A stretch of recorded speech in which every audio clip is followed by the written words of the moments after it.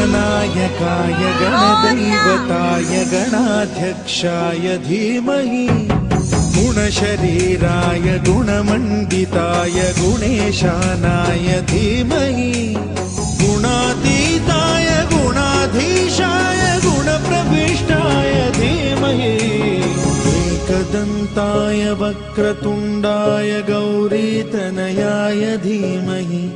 गजेशानाय भालचन्द्राय श्रीगणेशाय धीमहि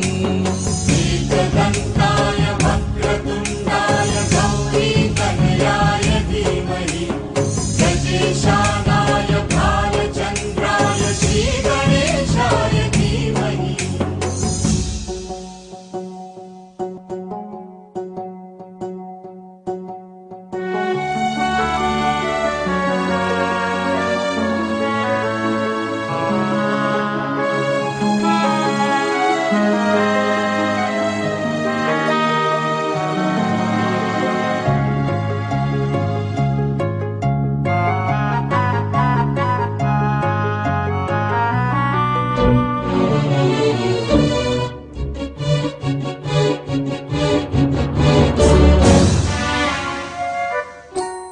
गानचतुराय गानप्राणाय गानान्तरात्मने